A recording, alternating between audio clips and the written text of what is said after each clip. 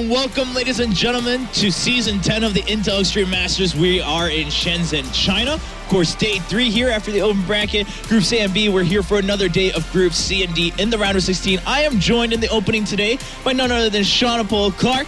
And of course, oh man, I shouldn't have done that because I can't pronounce your last name, but we can do it together. Try. Dan Artosis. Go on, try. No, Dan Artosis. He doesn't even know what it is. He doesn't I'll do know my half. name. Is it Stem? I know your last name. Yeah, Your last there you name is go. Stemkowski. Okay, I got it. I don't know if I can spell it, but we got I can spell it.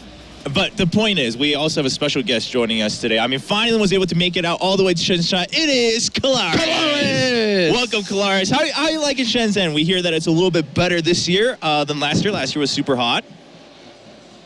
All right, well, you know, that about sums it up. Yeah, no, I mean, that's pretty on point. Good to have you here. Yeah, I mean, always a pleasure to have him join as a surprise guest on the desk.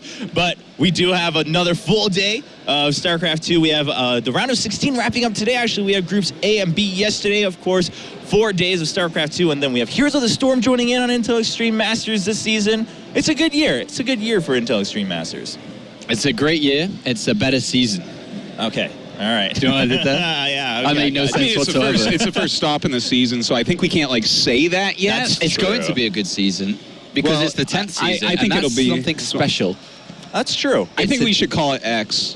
You know, I reckon every they didn't time call it Mega Man 10, they called it Mega Man X. Let's That's call true. it. Let's go with this is Intel Wait, Extreme is that- Masters X. Is that really why it's Mega Man X? I don't know why, it's but it number has an 10? X and it was called X. I feel like every time we do that, we have to go like this.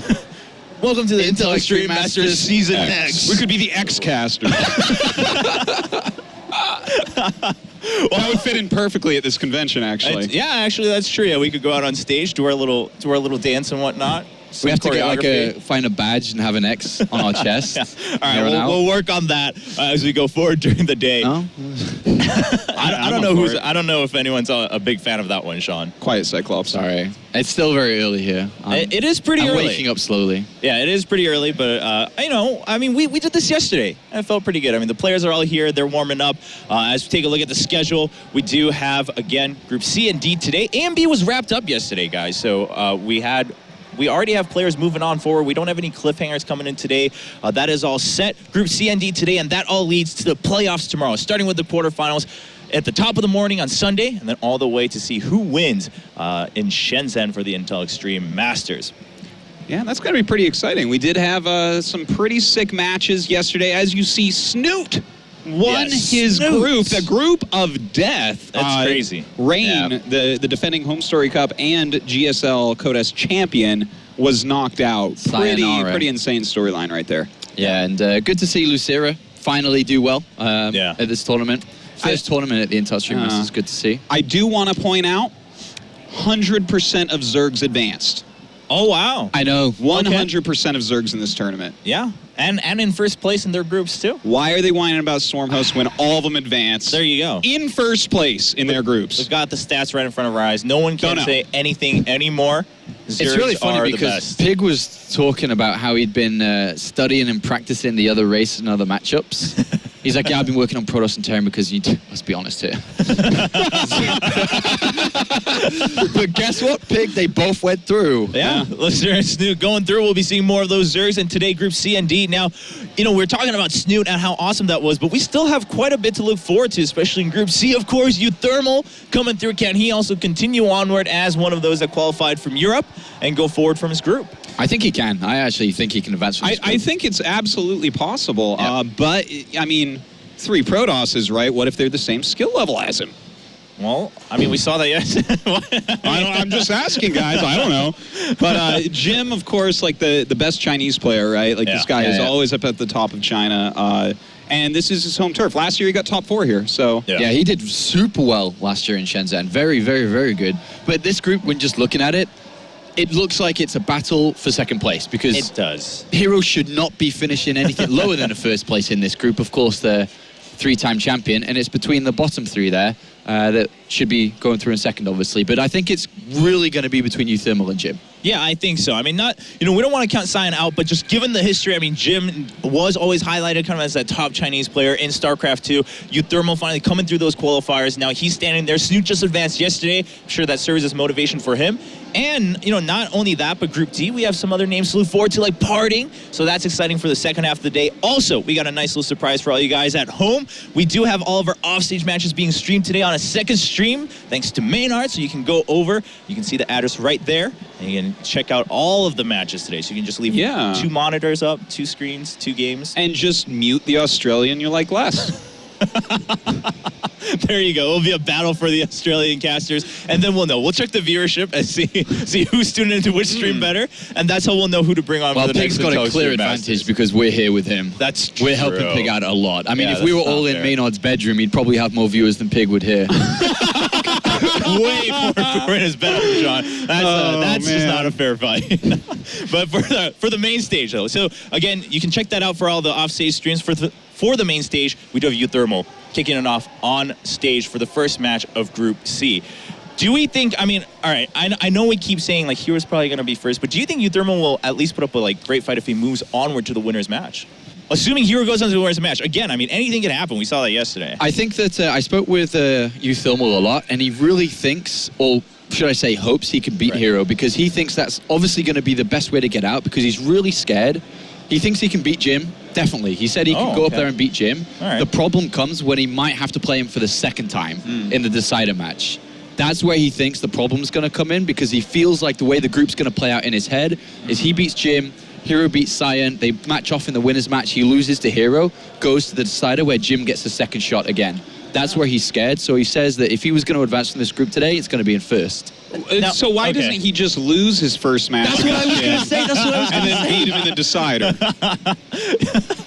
Does it work? Yeah. Does it work like that, though? So here's what I'm wondering. Why is he scared the second time if he's so confident the first time? I mean, is it he like just best of 1 builds? Is that it? Like he has a special place to hide his barracks. I mean, I don't know. Yesterday we were talking about how you don't want to face an angry rain. But that wasn't a problem for Classic, right? So I don't know, like, is that a factor for uThermal, you think? I think a lot of time, unless you are the clear favorite in a matchup like this, a lot of the times in this kind of format, the player who gets the second chance usually has the better odds to beat the guy he's already played once. Because there's a lot of adaptation that you can bring in. Because uThermal feels like very good to go in there and kind of just show him a European style and surprise him and beat him. And then Jim, on the other side of things, could learn a lot from that and then start to adapt coming into the... But does he know Jim's Chinese style? Because China is the least aired region for good StarCraft players. We see the least of their games, right? So, Jim has played a lot in WCS, though, right? He's got a lot of broadcasted matches that way. Yeah, so, I mean, uThermal, I mean, I think he's confident. I mean, just looking at him, too, I mean, it's his first time in Asia overall. I'm sure he doesn't want that to go to waste. He wants to make the most of it. He wants to make sure that he has a good run here so that it lasts as a good memory. Like, first time in Asia, I went all the way, maybe semis or even the finals. He's got a pretty aggressive style himself, though, to be honest. I mean, a lot of his games in the European scene are a lot of SCV, or they at least were a lot of SCV pulls. He's a very, very aggressive Terran.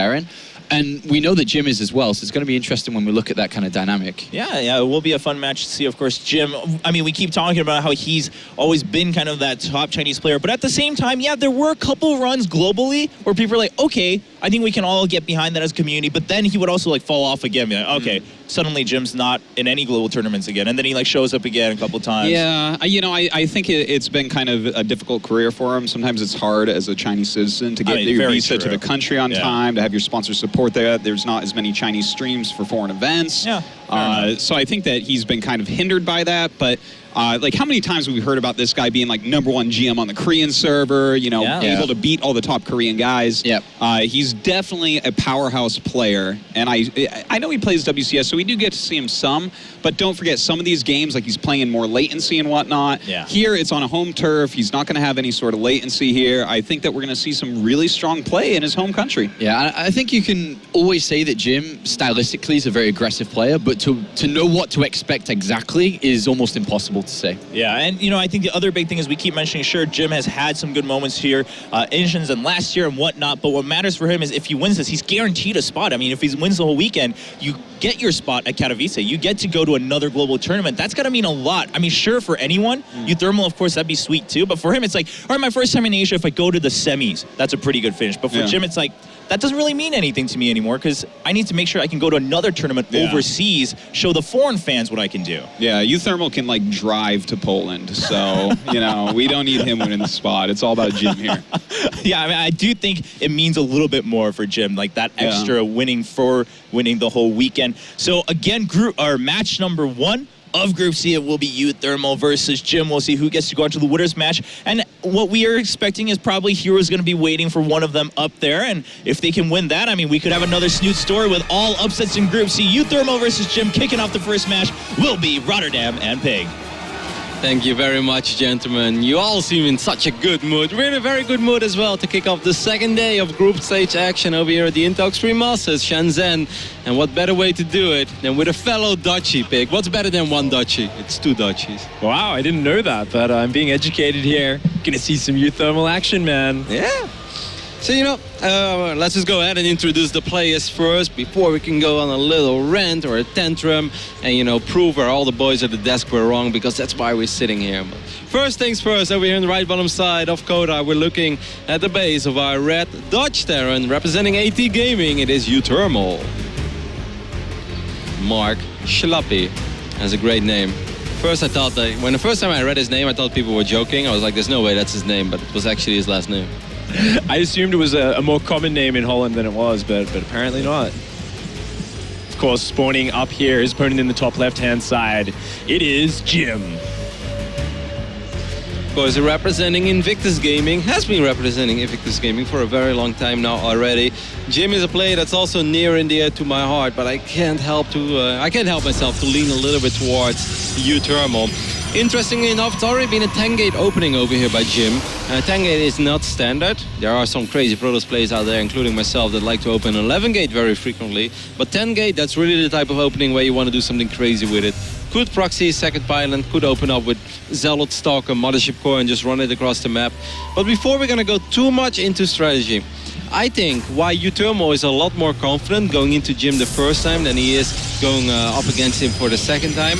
That is because Jim probably looks at this group the exact same way as uThermal does it. It's like, well, winning this first versus 3 would be awesome, but going up against Gentis Hero, the guy that has won 3 freaking Intel Extreme Masters, that's not so awesome. So there's a good chance I'll play him again. And Jim has always been a crazy Protoss, and if he has something special up his sleeve, he's not going to bring it out the first versus 3. He's going to play, I wouldn't say standard, but I don't think he's going to show that X-Factor build that I think he would rather save for a later phase in the tournament.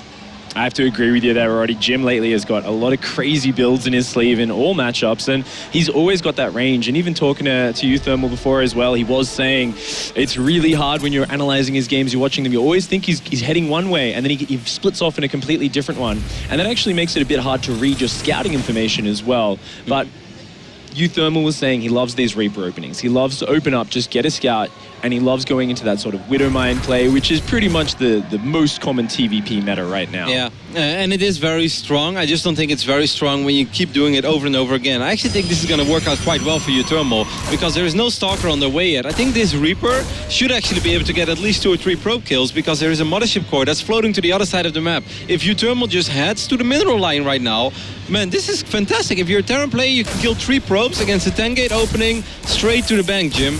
Oh, wow. This is such a gambit from Jim, setting the Mothership Core across the side of the map. The Reaper already picks up a second kill, but he is backing out of that base. The Mothership Core is going to come in now, and it is going to have a little bit of fun here in the base. Going to deny that factory and slow that down for a little bit. I actually think that uThermal should have been able to get at least 2 more kills there, and he didn't. That's a little bit unfortunate. 2 Marines is not enough. That's why these Marines run away from this Mothership Core immediately, because you need 4 Marines to fight a Mothership Core.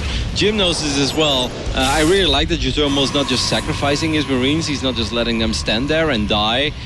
So in the end, This is actually not too bad of an opening for Jim because he also has the confirmation. Wow, he's using Time Warp.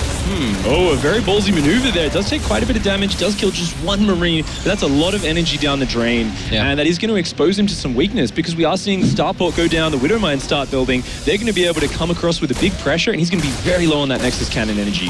Okay, that's very nice. The Reaper got one more probe kill. The Reaper will probably die over here. Did not get a confirmation that there is something going down in the main and the base. Mothership Core just went down on the other side of the map. Jim, oh, a big misstep there. Just not watching while he was dealing with that Reaper at home. Does he have a probe across the map? He doesn't, right? So Reaper is just, Jim is just going to go for some 3-gate pressure. He's going to be like, all right, if you want to drop a Widowmine into my main base, that's fine. It may kill some workers, but I'm going to try to straight up win the game. And I'm not kidding over here, but I've literally said this exact thing against uThermal this morning. I was like, if you want to play the same way as you always do against Protoss players, against someone like Jim, I would at least always get my bunkers up. You know, don't be greedy, don't skip out on his bunkers, because you know he's an aggressive Protoss. And so far, well, shows that I'm not always wrong. Very frequently, but not always. Well, you've had a great day of predictions yesterday already, so I'm bowing to your wisdom for the moment. I'm going to wait for some big miscalls before I start to make fun of you. Of course, this is a 3-gate pressure, and he's going to warp in a lot of Stalkers. Doesn't really have the gas for any sentries, especially after remaking the Mothership Core, and those Marines actually moving out. Yeah, uThermal should just back off immediately. Put those Marines back into the bunker, pull SCVs, don't wait with pulling SCVs. Send your one Widowmine across the map, nothing more, nothing less, or 1 or 2 mines. I wouldn't do too much more. Just pull SCVs, and that's exactly what he's doing over here. Because Jim pretty much needs to win the game right here and right now. He has no detection, so it's do or die, and it might actually be do. Oh, he's running straight past the bunker. Already so many Marines going down. What can uThermal do to stop this? So many units are going down, and great focus fire from Jim. Identifying the Marines are the only damage output here. Oh, but the Stalkers are getting surrounded, but they're slipping their way out of this, and so many SCVs and Marines are going down. Yeah, like these Widowmines are going to be very oh, that's a very unfortunate shot. Like, yes, they will be annoying, and eventually they will kill a lot, but if he can never kill these Stalkers, then it doesn't really matter anymore. One Widowmine is going to burrow on top of the ramp. Is it going to shoot at Stalkers? Yes, it will. But I still think that Jim has enough over here to pick up game number 1. I really think he does. Looks like it's just too many Stalkers here. He's pulling every single SCV, but there's just nothing dealing damage. He shouldn't get surrounded though. Like, being surrounded is always actually quite bad. He's starting to bleed out a couple Stalkers. One Stalker's going to go down over there. That mine is still alive. 26 SCVs have died, but still there is no follow-up. Well, I won't say there's no follow-up for Jim, but then I realized he has 800 minerals in the bank. He could take 2 more bases. Jim has, he's in an astounding position right now. There's 4 Marines building at a time, but when the Stalkers are on top of those barracks, it's very difficult to make this work. I like that Jim realizing that he doesn't have any detection. He's like, I'm just going to sacrifice one Stalker, but it's going to be the one that has the lowest amount of HP. uThermal is going to try to micro his heart out over here, but he just has no damage output anymore. And I think the writing is on the wall for game number 1 on Coda. GG, well played by Jim. Very decisive, going for that very quick 3-gate Stalker aggression. uThermal just being a little bit slow to, to pull his Marines back there. Losing a few Marines, a little bit unlucky. We're going to head over to a very small break, and after that we'll be back with game number 2 between uThermal and Jim. Welcome back to the second day of group stage action over here at the Intel Extreme Masters in Shenzhen, where the hometown hero Jim is up 1-0 over my hometown hero, uThermal. A very decisive, quick game 1 there in the series. uThermal came in confident, but just a few little slip-ups there, and Jim was very decisive. And that's such a great start to the tournament. You know, he's here in front of his crowd, of his countrymen. They're all very excited. IG is just massive in China. They've got so much support here. Absolutely. And I mean, Jim had a great run last year. The boys mentioned it at the desk at the start of the show. Jim made it to the semi-finals of the Intel Extreme Masters last year. I would say that was the biggest result out of his career. Yes, he has made it to a quarterfinals with in WCS America in the past, but that was semi-region locked. Intel Extreme Masters was stacked as hell last year, and he made it to the semi-finals. Obviously, he would love a repeat performance, but it's going to be tough. This group is one that's very difficult to predict. I'm leaning towards uThermal still, even after that first game. But it's definitely going to be one hell of a battle between these two, and maybe even Cyan. And of course, we all expect Seagent's hero to make it out of the group. If you don't expect that, then you just haven't really been watching a whole lot of StarCraft over the last few years. Piggy.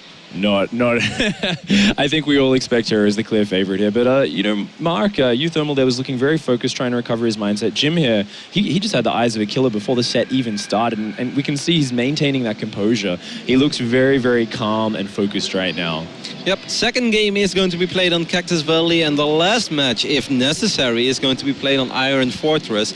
And that is actually quite funny, because that means that we have all 3 maps of the previous map pool, so all 4 new maps have been vetoed. I think if these two would go up against each other again, that wouldn't be the case. I think then we will see one of these new maps squeeze in.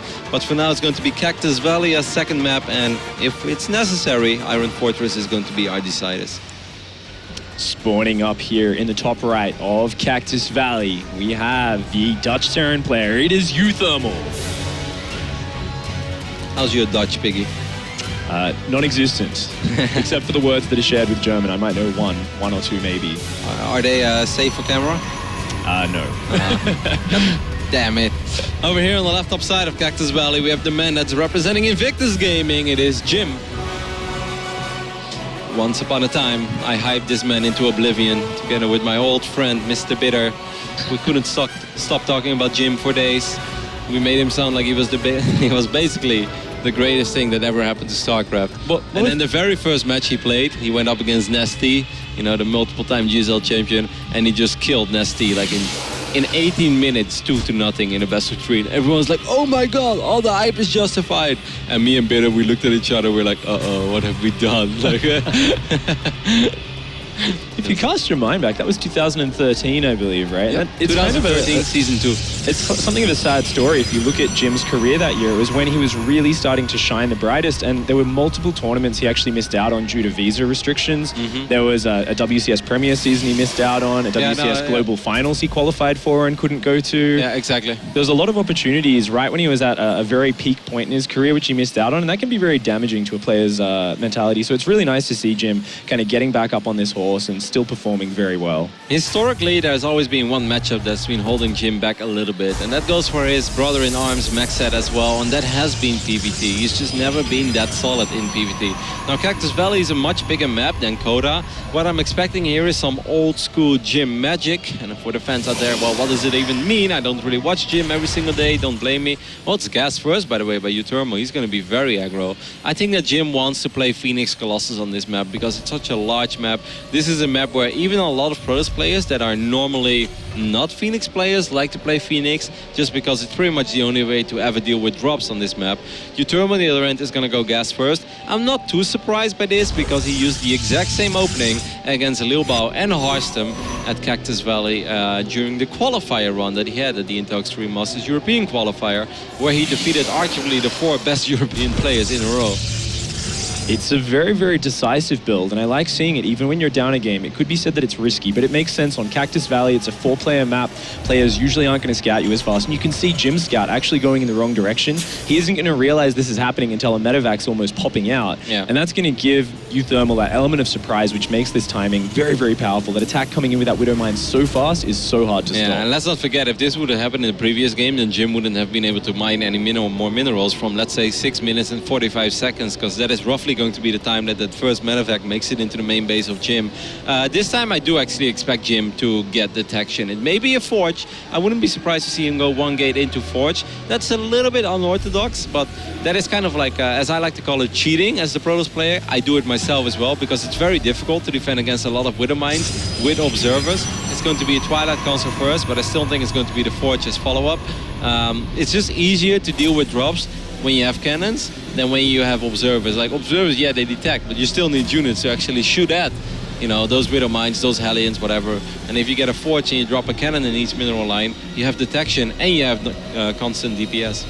It's actually a really, really nice adjustment there. And of course, the medevac's popping out, so it is in his next 30 seconds. This is where uThermal's build is focused. He needs to do damage with this attack. Man, he's getting 2 more gateways. Jim, yeah, gonna be very risky. If he's gonna try to do this without detection again, this time, once again, the medevac is gonna make it to the main base a lot quicker. Jim has no idea. Jim is probably expecting maybe Gasless Fast Expand or Reaper Fast Expand. Now Jim knows that he's actually playing against the gas He first. hasn't realized. Oh my god, he's making 1 more gateway. He ran right past the Stalkers there, but he didn't catch on. And look at this beautiful position. Easily sets up on the top of the ramp, gets the burrow down. Those Stalkers can't get up there. He has to send a probe, but the Stalker. Okay, well, this is smart. At least the probe is going to soak up that Widowmine shot. He doesn't really have another Photon Overcharge, though. The thing is, this is just the first wave. The first wave will be able to get a Stalker over there. Good focus fight with these Marines. Mothership, of course, taking a lot of damage. The Hellion is going to work on these probes. But this is not even the biggest threat. Oh, he's unpowering all those gates. That's very well done. But what I'm more worried about for Jim is that second medevac with another Widowmine.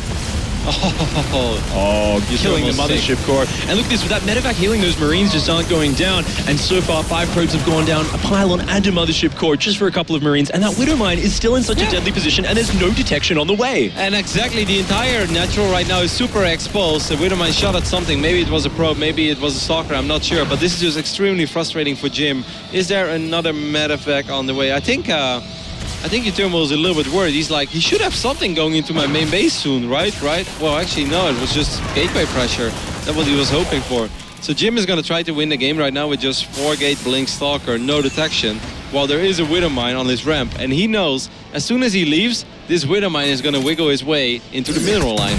Oh, this is just such a good feeling uThermal has right now. Knowing that Widowmine's there, continuing to get damage, knowing everything's gone right with your opening so far. He's got to feel very confident. He's got to feel like he's back in control of this game. Jim, though, realizing the position he's in, he says, I can't wait. I can't play this out without detection. I need to go right now. That's very unfortunate. This medevac is going to go down because Blink has finished up. So that medevac will go down. The Widowmine will not go down. So at least this Widowmine will be able to run into the natural.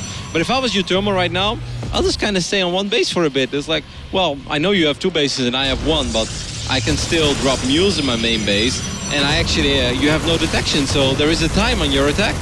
Oh, a very, very ballsy Blink coming into the main here, trying to focus down that medevac, but uThermal pulls it back with just a sliver of life. The Stalkers are coming in, getting a little bit disorganized. uThermal's pulling SCVs, but he doesn't have a very big force of bio. These Marines need to stay alive. He needs to build up this ball of units, otherwise these Blink Stalkers are going to get out of control. Yeah, but I think uThermal's more than fine now, because there's no high ground vision either. That Widowmine is going to be very annoying. He's going to go for the Blink, just a crazy Blink past all the Marines, but this time the Marine numbers are just a lot higher than they ever were before. There's still that very annoying Widowmine. The SCV is doing a really good job in soaking up a lot of these Stalker shots.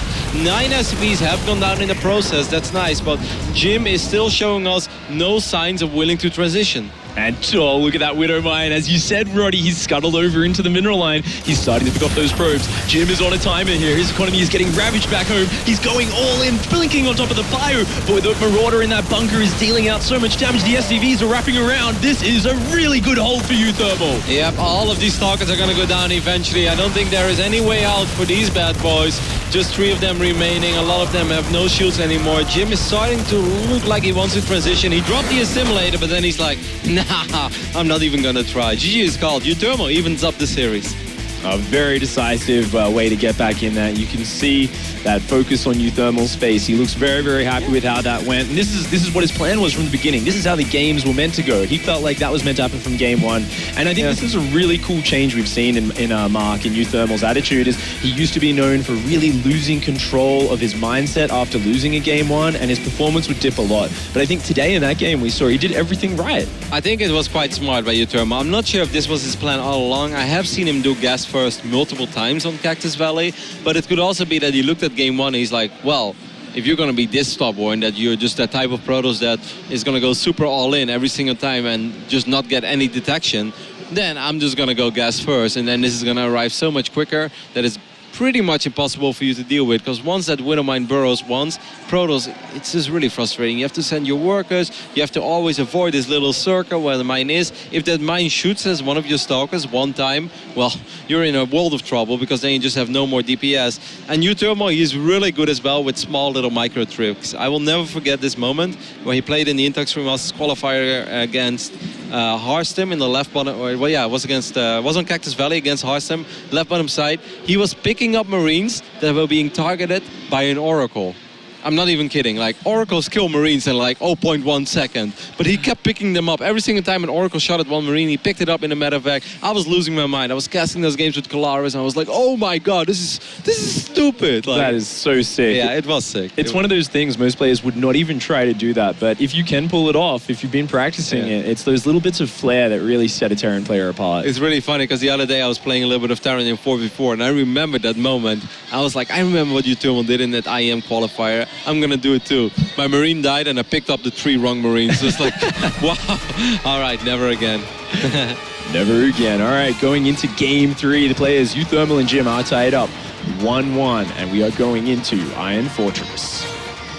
Jim really looks a little different, man. He looks very healthy, very fresh.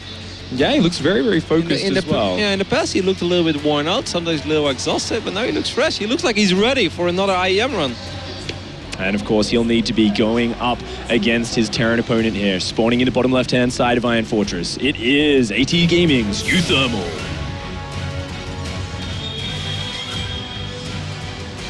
Definitely does me well to see more and more Dutch players making it to tournaments that are so far away from our beautiful home country. He's going to go up against this man that's representing Invictus Gaming, also a player that's very near and dear to my heart. It is Jim. I am a little bit sad that is, like I called him before, his brother in arms, Maxed, is not here. I kind of always feel that wherever Jim goes, Maxed should go. Because, you know, they're just 2 great Protoss players. They play very similar. They're very funny as well. Jim doesn't speak a whole lot of English, but he tries. Maxed as well. And apparently, you know, when I was sitting next to Edison and then once I sat next to Frodan, these Chinese guys, they've got a great sense of humor and they were just trash talking each other over and over again. Like, Maxed was watching one of Jim's games once and he was just like talking in Chinese. He's like, oh my god, what a disgrace to my build.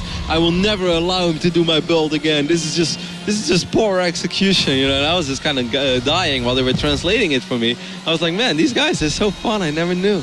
It's a side of the players you just don't get to see, you know, with that language barrier always. It's always cool to get that glimpse into the eyes of the players. And interestingly enough here, Jim, once again, very sad, you know, two 4-player maps in a row going in the opposite direction. He's going to get that scouting information so late, but he's not going up against anything too crazy this time around. Looks like it'll just be the very standard Reaper opening from uThermal. I think everything is going to be, I can't really imagine Jim just going for another, as I sometimes call them, rather uninspiring semi-gateway all-ins. Of course, they were a little bit different. First time it was just straight up 3-gate off the back of a 10-gate Mothership Core opening. The second time it was 4-gate Blinkstalker, but, you know, any builds that don't include any sort of detection, it's just super all-in, you know, there's no other way around it. I can make it as beautiful as I want. I can sell it very convincingly as the dedicated Protoss player that I am, that this was a great tactical decision, but it's just an all-in build because you have no detection, so there is a timer on your attack, and if you don't win the game within approximately 2-3 minutes, the game is pretty much going to end, unless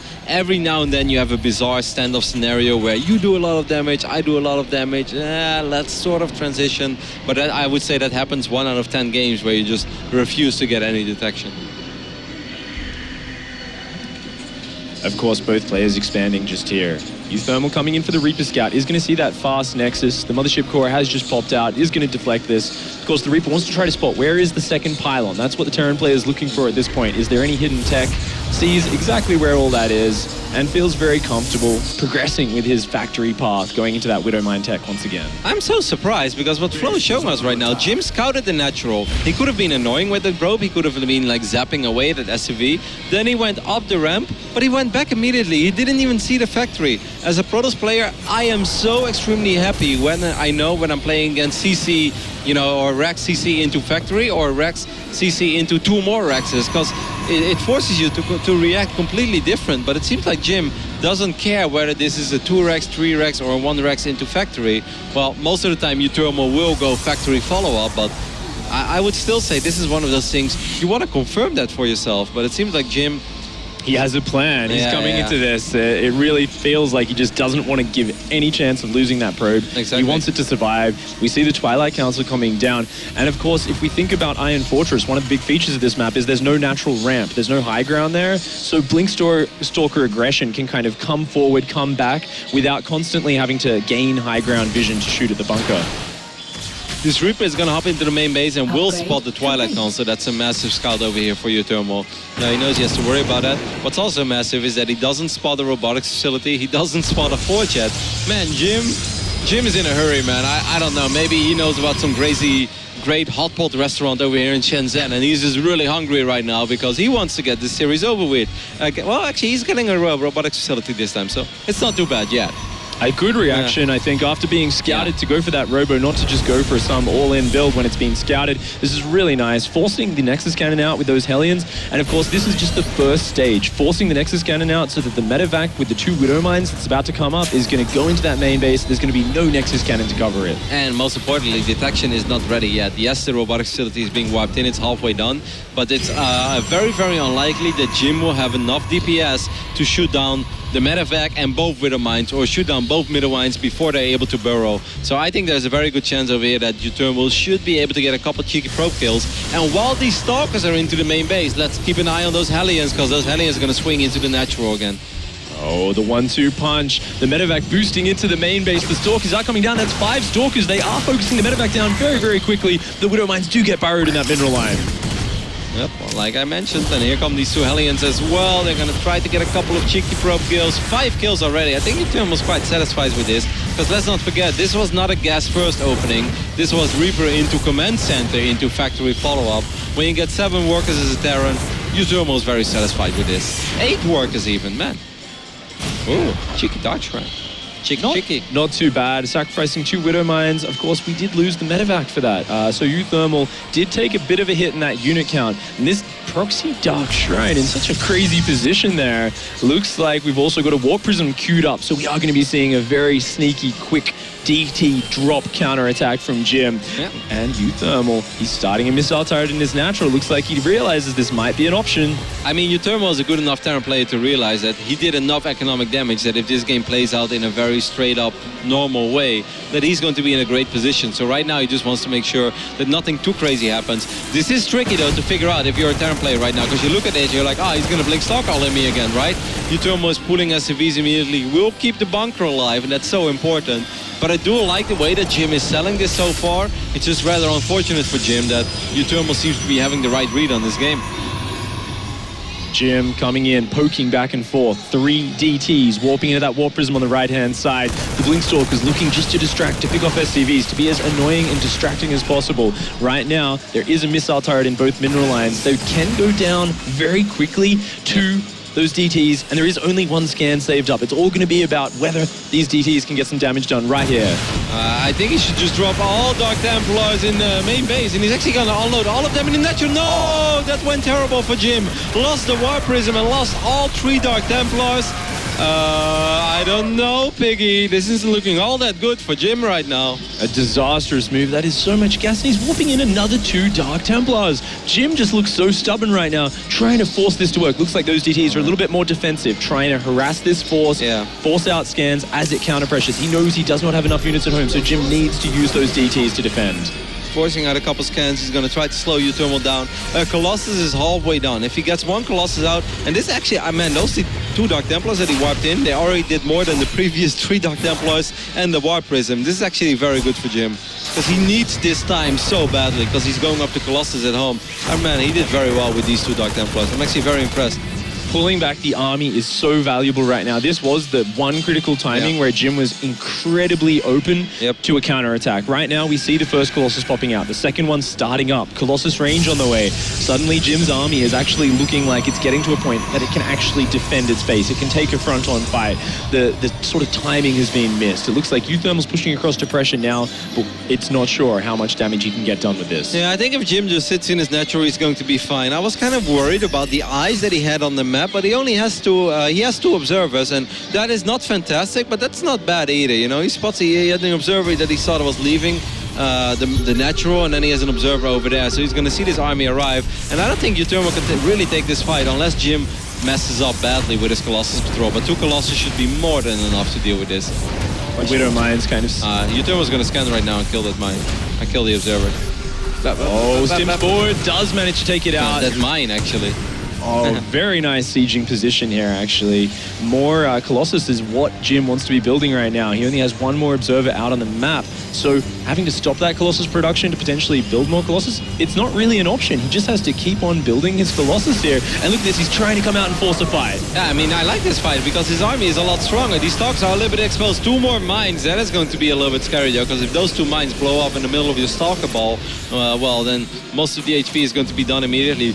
Jim could use that other observer that he had on the other side of the map to come back home, because that observer is not really doing anything. It's just kind of chilling there. It's like, well, it's great to know that there is a Marine and a Viking heading to the other side of the map, but I think he should have pulled that observer back a while ago. uThermal throws down a scan. Oh, careful with your observer, Jim. All right. Losing a couple of those valuable Widow Mines. They are some of the very valuable splash damage that uThermal does have. He's very behind on his Viking count, which is why he cannot take a fight right now. Jim recognizes this. This is why he's pushing out, clearing all these Widow Mines up on the map, actually. Jim has a forge, so I don't think he really has to go for another big attack. But what he could do is go up to 3 bases while putting on some serious pressure with his Colossus. Because no, there's no Terran that wants to fight against 3 or maybe soon to be 4 Colossus if you don't have at least a handful of Vikings. You know, you just don't want to take that fight unless you're Maru. And we do like to call uThermal Maru Turmo in the Dutch scene. And I think some people in Europe do it as well, but that would still be a little bit ambitious, to say the least. Looking like uThermal is still adding on those Vikings little bit by little bit, but only just now at the 15-minute mark do we see his 3rd command center starting. uThermal not in the strongest macro position, and looking at that supply counts, we can see that Jim has started to overtake him quite a lot. Those DTs actually did end up paying off quite well. It's crazy, man.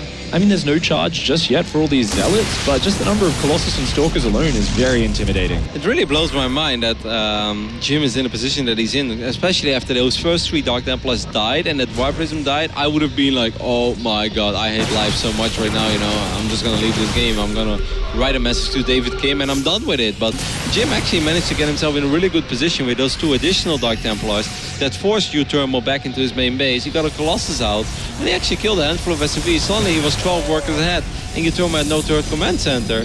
And this is a Protoss army that you have to respect, man. Look at that army.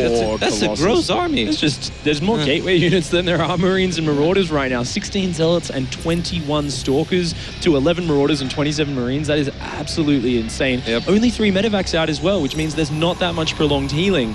This is a very scary force for Jim. And even catching the medevac out, sniping down the Widow Mine drop. uThermal is backed up against the wall. He needs an amazing engagement. He needs a perfect spread to be able to take on this fight. Yeah, this is going to be such a tricky fight because this is going to be Guardian Shield as well, so these units are going to have a lot of armor.